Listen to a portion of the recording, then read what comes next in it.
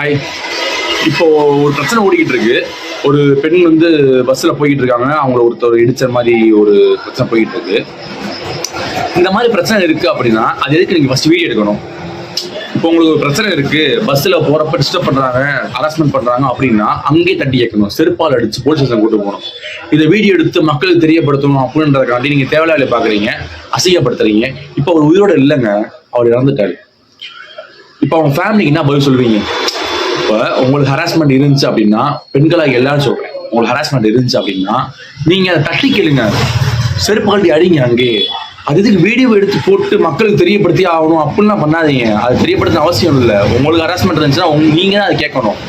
மக்கள் தெரியப்படுத்தி ஒரு பிரச்சனையும் இல்லை. கமெண்ட் பண்றதுக்காண்டி பண்றீங்களா? மக்கள் எல்லாம் கமெண்ட் பண்ணுவாங்க அப்படின்னு, உனக்கு செருப்பால் அடிக்கணும், உனக்கு கொண்டுறணும் அப்படின்னு இதெல்லாம் பண்ணாதீங்க. உங்களுக்கு ஹராஸ்மெண்ட் இருந்துச்சு, உங்களுக்கு பிரச்சனை இருந்துச்சு அப்படின்னா நீங்க அதை கேட்கணும். அந்தமா பண்ணுங்க. பெண்களை எல்லாரும் சொல்றேன். இப்போ உயிரோட இல்லை, அவங்க ஃபேமிலினா பதில் சொல்லுவீங்க? பாவம், ரொம்ப கஷ்டப்பட்டு இருப்பாங்க. ஃபர்ஸ்ட் ஆஃப் ஆல் அந்த வீடியோ பார்க்குறப்ப எனக்கு ஒரு பாயிண்ட் ஆஃப் வியூ இருக்கும், பார்க்குறவங்களுக்கு ஒரு பாயிண்ட் ஆஃப் வியூ இருக்கும். எல்லாருக்கும் சொல்றேன். ஸோ இந்த மாதிரி பண்ணாதீங்க. இதை ஷேர் பண்ண தோணுச்சு, ஷேர் பண்ணுங்க. தேங்க்யூ.